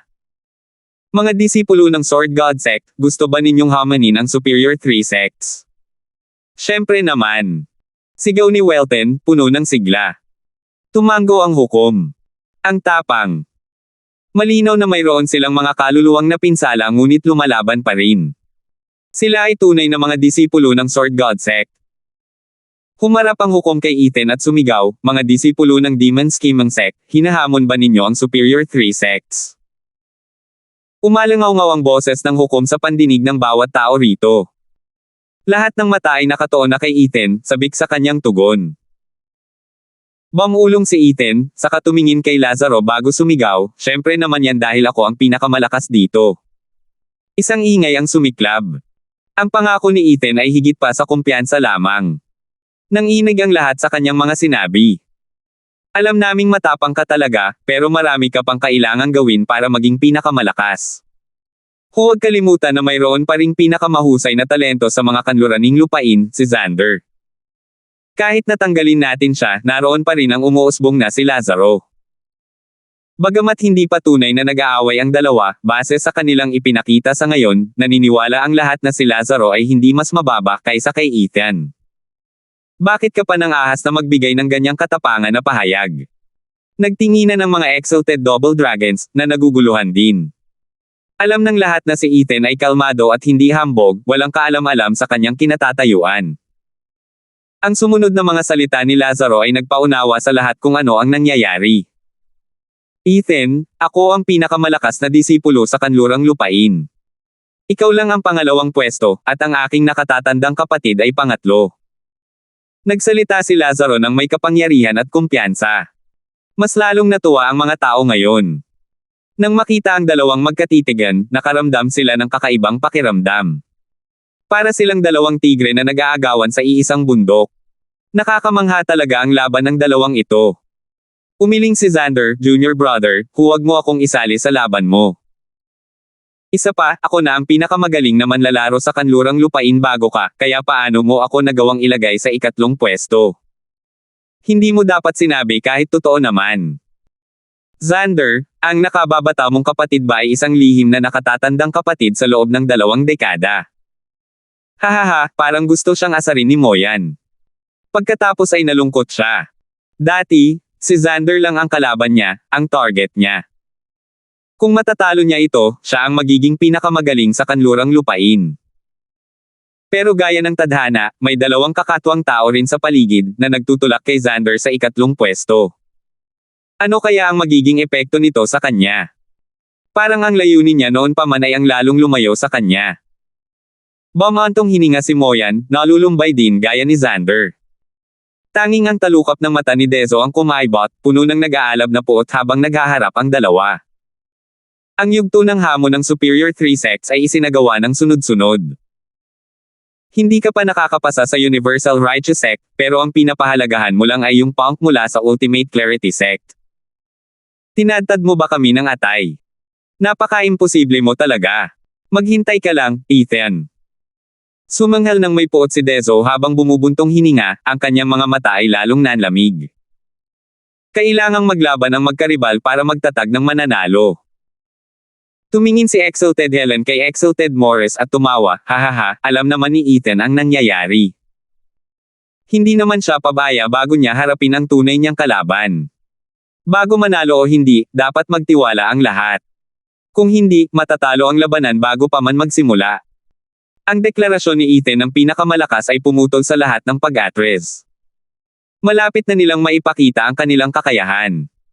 Ito ay magiging isang labanang sulit panoorin. Ang mataas na si Morris ay mukhang tuwang-tuwa, mas sabik pa kaysa sa mga tao sa ibaba. Pamwesto ang hukom sa pagitan ni Ethan at Lazaro, pinuputol ang alitan sa pagitan nila. Nakatitig kay Ethan at pagkatapos ay kay Lazaro, mamaantong hininga ang hukom, ano ang tinatitigan ninyong dalawa? Masyado pang maaga para mag-away kayo. Malapit na kayong maglaban. Bakit kayo nagmamadali? Inikot ni Dezo ang kanyang mga mata, nasasakal sa kanyang galit. Hoy, hukom, dapat ay wala kang kinikilingan. Hindi ba pwedeng maging patas ka kahit kaunti? Ano ba ang gusto mong sabihin? Bakit mo kami iniwan? Dahil sa pagkakataon nila, ibig sabihin ba noon ay tiyak na matatalo ang Universal Righteous Sect? Kung sa tingin mo pa nga ay talunan tayo, ano pa ang saysay ng pakikipaglaban? Sunod-sunod na namutla ang mga mukha ng mga disipulo ng Universal Righteous Sect, tahimik at matamlay. Ganito rin ang nangyayari sa tabi ng Hellion Flame. Hindi lang ang Universal Righteous Sect ang nauna sa tuktok. Nariyan din ang Hellion Flame. Hindi sila ganoon kaput dahil ang kanilang pinuno, si Moyan, ay hindi isang santo, at hindi rin siya matigas ang ulo. Talagang hinangaan niya ang kapangyarihan ni Kindstone, kaya medyo nalungkot lang siya, iyon lang. Dahil sa intervention ng hukom, bumalik ang dalawa sa kani-kanilang mga posisyon. Ang sumunod ay ang laban sa pagitan ng Universal Righteous Sect at Sword God Sect. Gaya ng inaasahan, ang koponan ng Sword God Sect ay may mga sugatang kaluluwa, at laban sa walang hiyang pagkilos ng Universal Righteous Sect na pagliligtas ng kanilang lakas ay natalo sila, na nagpaikli sa kanilang hamon. Ngayon na ang pagkakataon ng Demon Scheming Sect na labanan ng Universal Righteous Sect sa isang team battle. Lahat ay nasa bingit ng kani-kanilang mga upuan, pinapanood ang huling kalaban na magsisimula ng kanyang laban. Nagbigay ng kani-kanilang mga senyales ang dalawang bantay pinto at binuksan ang pinto patungo sa lugar ng labanan. Hinawakan ni Ethan ang Thunder Ring habang isinasama niya ang kanyang koponan sa loob. Hindi rin naman nag-aantay ang Universal Righteous Sect. Whoosh! Nakabalik na ang dalawang koponan sa liblib na lambak na iyon. Kumaway si Ethan, hinayaan ang iba pa niyang kasama na umatras ng kaunti habang siya ay nauuna ng mag-isa. Pagkatapos ay nagpakita siya ng masamang ngisi, huwag kayong makialam dito. Gusto kong gamitin ang mga taong ito bilang mga tanga sa aking hakbang. Ethan, ang yabang mo talaga. Ang lakas ng loob mo na patayin kami 10 ng mag-isa. Naningkit ang mga mata ni Dezo at umungol. Nanunuya si Ethan, sa bawat laban, hindi ka kailanman nagtagumpay. Ako lang ang sapat. Sa katunayan, dapat nga kayong maging mga duwag at mapanlinlang na tao tulad ng pagtanggap ninyo sa akin. Bakit ka? Kumunat ang noo ni Dezo habang tinatitigan niya si Ethan. Nanginginig ang kanyang aura, ngunit agad itong bumalik sa dati nang ngumiti siya ng kakaiba. Ang Universal Righteous Sect ay palaging lumalaban para sa makatarungang hustisya. Kahit na hindi maintindihan ng lahat ang aming marangal na hangarin, hindi mahalaga iyon. Hanggat mapipigilan namin kayong mga demonyo sa pagpasok sa Superior 3 Sects, mapipigilan namin ang paglaki ng landas ng demonyo. Hindi kami kukurap sa harap ng kamatayan. Hindi kami matitinag. Sabi mo hindi kami lumaban ng todo sa mga laban namin. Sige, gagamitin namin ang lahat para harapin ka, demonyo. Hindi mahalaga kung sumali ang iba. Wala kaming pakialam sa mga demonyong walang kwentang tao. Gusto lang naming harapin ang pangunahing kasamaan. Sumenya si Dezo at sumugod. 10-man seal, soul chain array. Ang 9 na iba pang disipulo ay gumalaw din, lumapag ng pabilog sa paligid ni Ethan habang gumagawa sila ng kani-kanilang mga senadoryas. Sa sandaling iyon, nagbago ang ihip ng hangin, umiihip ng malakas kasabay ng umalangaw-ngaw na tunog ng mga kumakalabog na kadena. Malabong mga kadena ang lumabas mula sa bawat disipulo, na nagdurugtong sa kanila at bumuo ng isang masikip na bilog. Isang di nakikitang harang ang nabuo at nakulong si Ethan at ang 10 tao mula sa iba pang bahagi ng mundo. 690. Ang Soul Chain Array. Nanginig ang noo ni Xander, habang nakatingin sa eksena sa harap niya ng may gulat na mukha. Sa pagkakataong ito, hindi si Dezo ang nagbubusina. Ang Soul Chain Array ay nangangailangan ng 10 kaluluwa para magdugtong. Kapag nasira na ito, kamatayan ang naghihintay. Ito ang laging ginagamit na huling paraan. Ngayon, para lang harangan si Ethan, isinasapanganib nila ang kanilang buhay. Talagang akma ito sa kanilang matuwid na paniniwala. Mali ba tayo tungkol sa kanila noon pa man? Tumaas ang kilay ni Moyan, nanunuya, malalaman natin yan habang pinapanood natin silang lumaban. Siguro susuko na sila sa kalagitnaan gaya ng dati. Nag-isip si Xander at saka tumango, ang mukha ay may bahid ng pagdududa. Ang Soul Chain Array ay talagang kahanga-hanga. Hanggat nagtitiyaga sila, kahit ang Heaven Dragon Soul ni Ethan ay hindi ito malalampasan.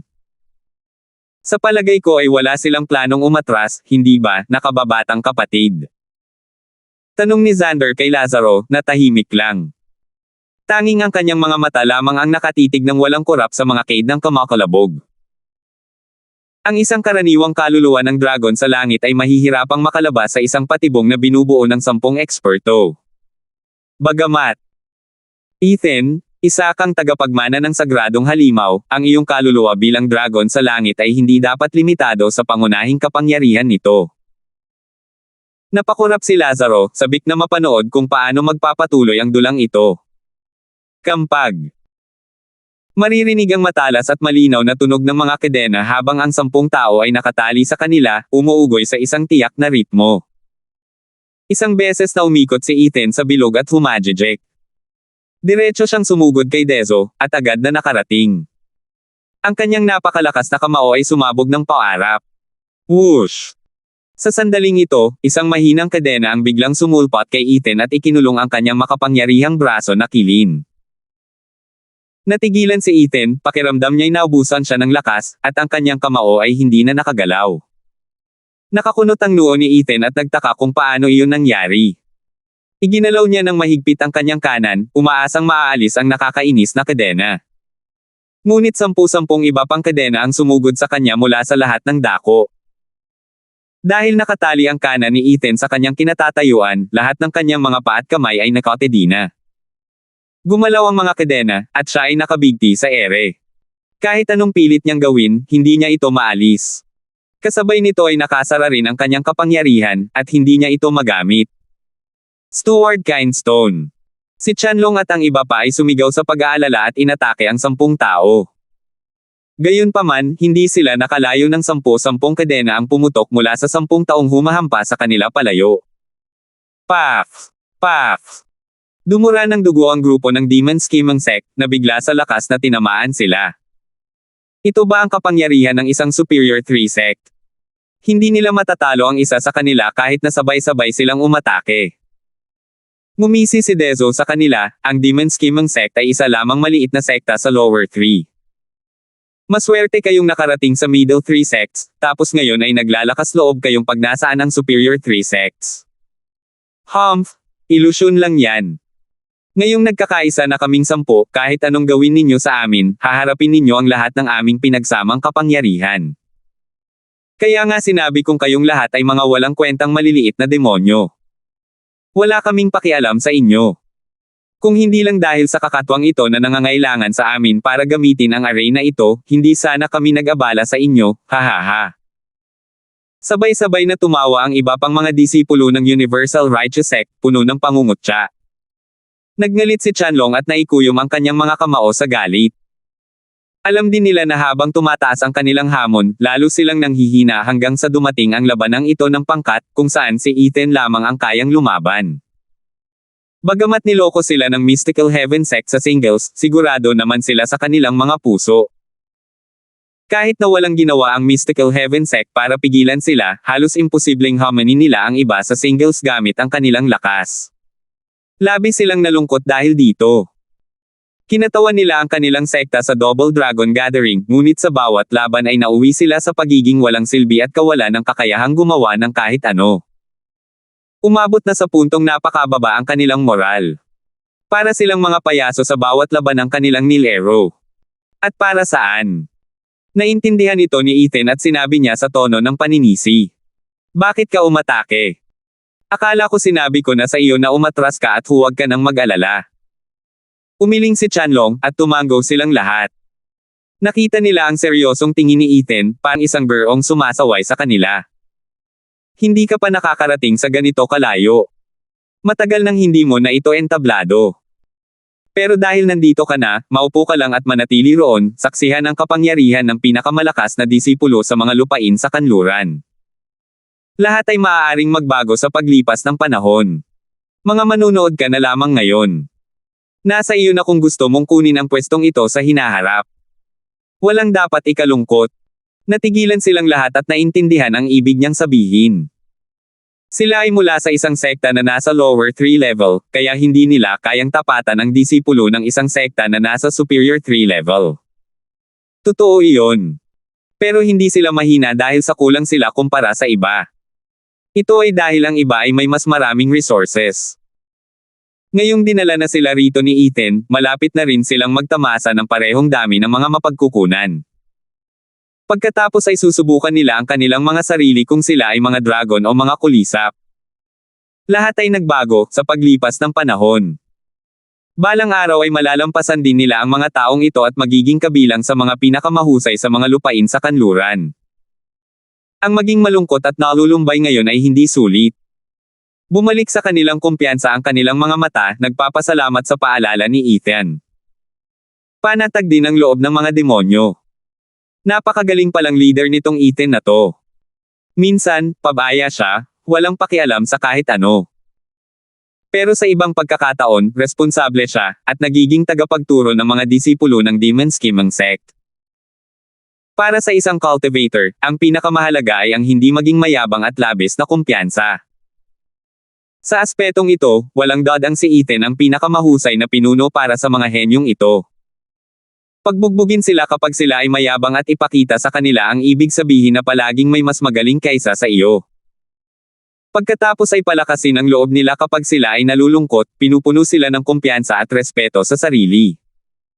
Masasabi kong mahusay ang paggabay ni Ethan sa kanila tulad ng ginagawa natin, mga kagalang-galang.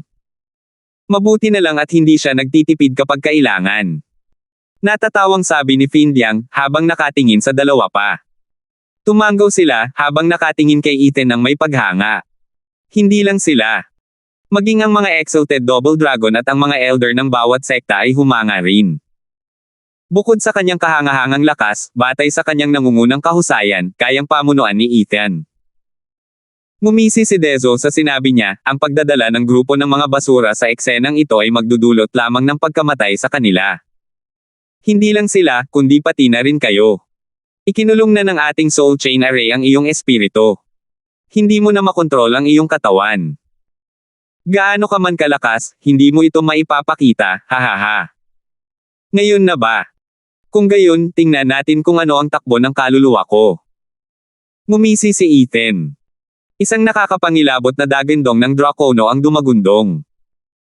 Ang kaluluwa ng dragon sa langit ni Ethan ay muling lumipad sa kalangitan, nababalot ng kumikinang na prismatikong liwanag habang kinulayan nito ang mundo ng 7 kulay.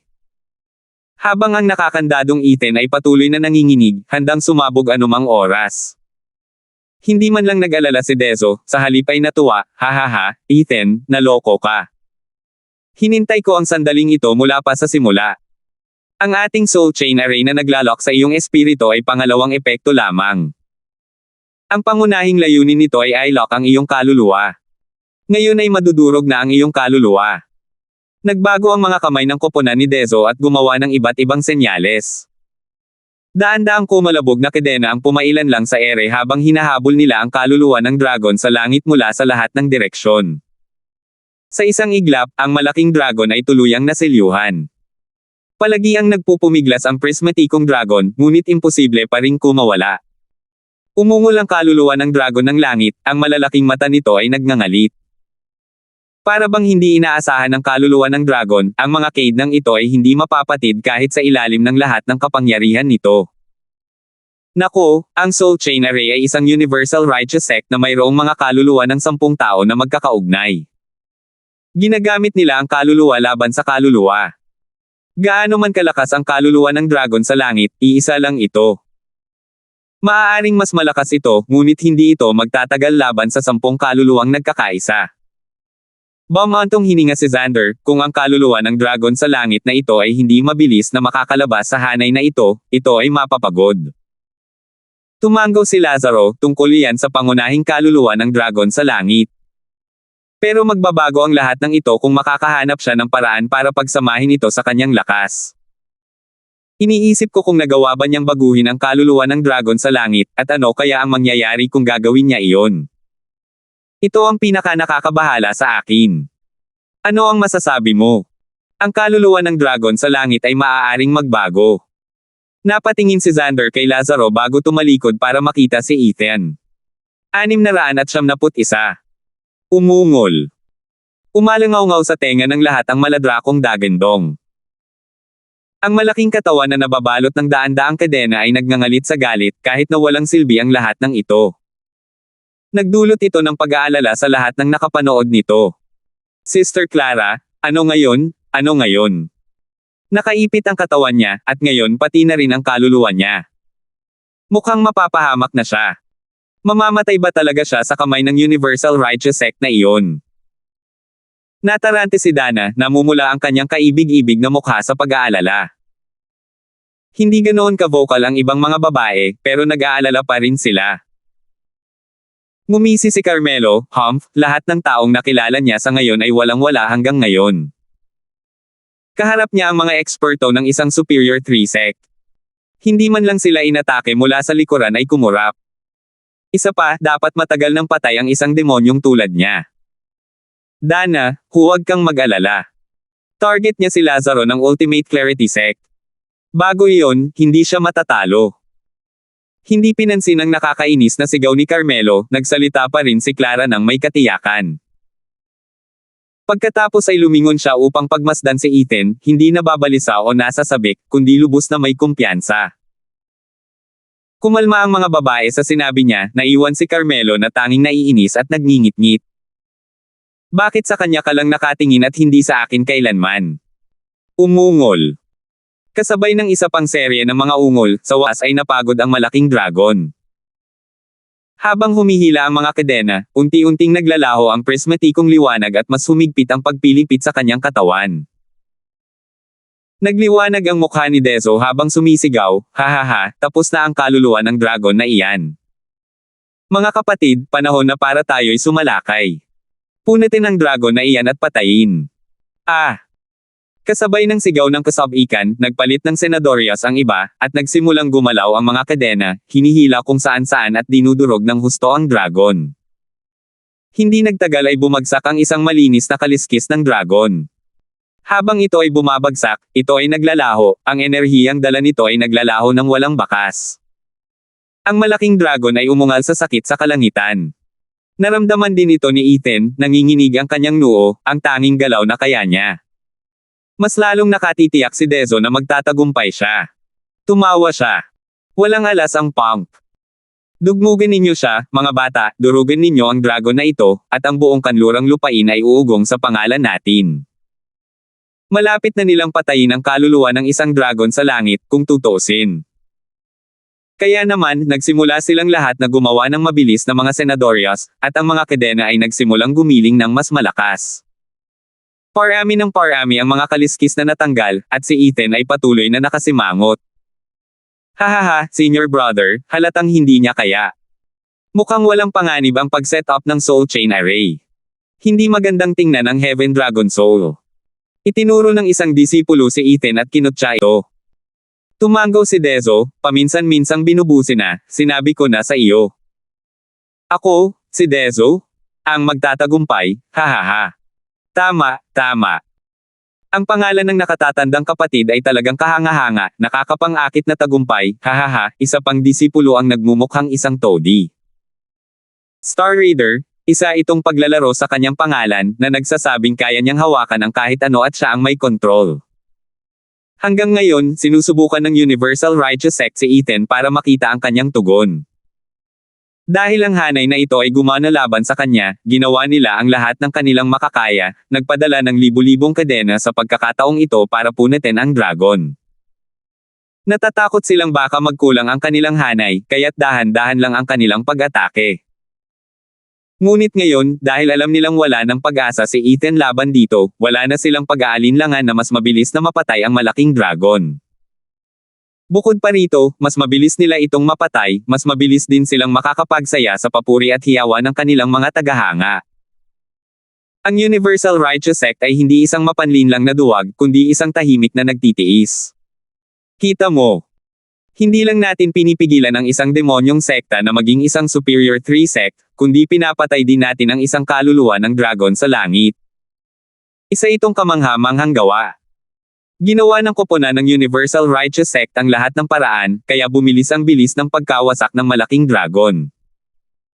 Kumunat ang noo ni Moyan, hindi ko inakalang ang isang tunay na eksperto tulad ni Ethan ay mabibitag at mamamatay sa koponan ni Dezo. Ang kaluluwa ng dragon sa langit ay maaari ring itali at hindi makalaban. Ibig sabihin ba nito ay dito natitigil ang pagsulong ng Demon Scheming Sect? Huwag kang masyadong sigurado. Matigas ang mukha ni Lazaro. Nakatitig ang kanyang mga mata sa unahan, ang pagkabuo ng kaluluwa ay ang pangunahing anyo lamang, habang ito ay hinuhubog palalo ng estilo ng bawat tao. Ang kaluluwang espada ay pareho, at gayon din ang kaluluwang dragon sa langit, na hinubog ng bawat isa sa kanilang katotohanan. Hanggang ngayon, ang kaluluwang dragon sa langit ni Ethan ay nagpapakita lamang ng orihinal nitong anyo, walang kakaibang katangian. Maaari bang wala pa siyang naiintindihan? Nakakadismaya iyon. Naputo lang sasabihin ni Lazaro nang mapansin niya ang tingin ni Ethan. Napasigaw siya sa gulat, alam ko na hindi lang pala ito ang kaluluwa ng dragon niya. Walang oras si Moyan para mag-react. Humarap siya kay Ethan at sumigaw, ano yan? Ang kaluluwa ng dragon sa langit ay nagbabago. Natatawang sabi ni Lazaro sa tuwa. Hindi na ako makapaghintay na makita kung gaano kaiba ang kaluluwa niya ng dragon sa langit sa akin, hahaha. Ang koponan ni Dezo ay patuloy pa ring nagluluksa sa maagang tagumpay. Ngunit ang biglaang pagbabago sa kanilang paligid ay nagdulot sa kanila ng pakiramdam na parang nadudulas ang mga kadena, na parang wala na silang makukuhang kaliskis mula sa dragon. Gulat na gulat silang tumangala at nakita ang malaking dragon na hindi gumagalaw, ngunit iba ang anyo nito. Ngayon ay may pulang liwanag na nagmumula rito, na naglalabas ng masama at nakakatakot na enerhiya. Ang pulang liwanag na ito ang dahilan kung bakit nawala ng silbi ang kanilang mga kadena. Ano ba to? Nagtinginan ng lahat na may pagtataka sa mga nangyayari. Natatawang nakatitig si Ethan kay Dezo, mga bata, ganyan talaga kayo. Sa wakas ay naglakas loob na kayong gumanti. Hahaha, dapat din akong sumagot ng ganoon. Ipapakita ko sa inyo kung ano ang ibig sabihin ng tumakbo pero hindi makapagtago. Nakatutok ang mga mata ni Ethan at sumigaw, Dragon Soul Variation, Killing Form, Almighty Scarlet Dragon King. Boom! Ang malaking dragon na nababalutan ng daan-daang kadena ay biglang nagpakawala ng isang napakalaking alon ng kapangyarihan sa lahat ng direksyon. Ang mga kaidnang gumagapos dito ay lalong lumakas ang kalansing habang ang hanay mismo ay patungo sa pagguho. Napanganga sa gulat ang grupo ni Dezo, baka sa kanilang mga mata ang kanilang kawalan ng paniniwala. Dapat sana'y napuruhan na nila ang kaluluwa ng dragon. Paano pa ito nakakalaban? Ang sumunod na eksena ay nagpaunawa sa kanilang lahat at nagpanganga. Ang kaluluwa ng dragon ay kumikinang na pula sa buong katawan, ang mga pangil nito ay lumalaki ng lumalaki, naganyong mabangis habang ang mga kaliskis ay muling umuusbong, ngunit sa pagkakataong ito ay bumuo sila ng isang matibay na baluti, hindi tulad ng makinis at malambot na pakiramdam na ibinibigay ng mga nakaraang kaliskis. Umungol ito sa kalangitan, niyanig ang mismong kalangitan. Ito ay mahigit 10 beses na mas malakas at mas mabangis kaysa dati. Sa halip na sabihing isa itong kaluluwa ng dragon sa langit, mas angkop na tawagin itong ibang uri ng kaluluwa ng dragon, isa na nasa mga mundong nasa itaas. Ito na ba ang nabago niyang kaluluwa ng dragon, makapangyarihang iskarlatang hari ng dragon? Bamantong hininga si Lazaro, hindi naman masama. Sa pamamagitan ng pagsasama-sama ng kapangyarihan ng sagradong halimaw na si Kilin at ng kaluluwa ng isang dragon sa langit, makakakuha ka ng mas malakas na variant ng kaluluwa ng dragon. Bagamat hindi kasing husay ng aking gininto ang hari ng dragon sa langit, hindi rin naman ito masamang bersyon. Sa pinakamababa, taglay nito ang lahat ng kapangyarihan ng isang sagradong halimaw. Hahaha, Ethan, ikaw talaga ang aking nakatadhana na kalaban. Lalong nasa sabik si Lazaro, sabik na sabik sa laban niya kay Ethan. Gayunpaman, habang ang ilan ay labis na natuwa, ang iba naman ay nagdadalamati. Si Dezo at ang kanyang mga kasama ay tuluyang nawalan ng masabi, nagkatinginan na may luha sa kanilang mga mata. Paano nga ba naging mas malakas ang kaluluwa mula sa kanyang kamatayan kaysa dati? Ibig sabihin ba noon ay nawala ng saysay ang lahat ng ating pagsisikap? Ang ikinagulat ko ay mas lalo itong nagmukhang mapanganib. Ngayong ibinuhos na nila ang kanilang buhay sa hanay na ito, hindi na rin sila makaka-atres. Nag-isip sandali si Dezo, saka itinuro si Ethan ng may gulat. Naiintindihan ko. Hindi ka lumaban kahit isang beses dahil hinihintay mo lang na gamitin namin ang lahat ng aming soul power, hindi ba? Hahaha, masasabi kong nabubuhay ka ng naaayon sa pangalan mo, pinuno ng Universal Righteous Sect. Kaya pala mas malaki ang utak mo. Ngumisi si Ethan, sa tuwing lalaban kayo, titigil na kayo agad pagkatapos. Hindi yun ang gusto kong makita. Ngayong ibinuhos ninyo na ang inyong mga kaluluwa sa laban na ito, nasa laban tayo hanggang kamatayan. Papatayin ninyo ako, o papatayin ko kayo. Hahaha. Nanlumo ang koponan ni Dezo, pakiramdam nila ay naloko sila. Ngunit biglang sumigla ang boses ni Dezo, huwag kayong mag-alala, naselyuhan pa rin natin ang kaluluwa ng dragon niya. Nasa atin ang kalamangan. Boom! Napilipit ang pulang dragon, at nagkawatak-watek ang libu-libong kadena. Hindi man lang nakareact ang pangkat ni Dezo. Ang tanging nagawa na lang nila ay ang samuka ng dugo, paulit-ulit, mukhang handa ng huminga. Sinasabi mo ba? Tinaas ni Ethan ang isang kilay, at ipinakita ang kanyang kakaibang masamang ngiti para bumagay sa kanyang mapangutyang tingin. Salamat po at sinamahan ninyo ako, ingat lagi mga master.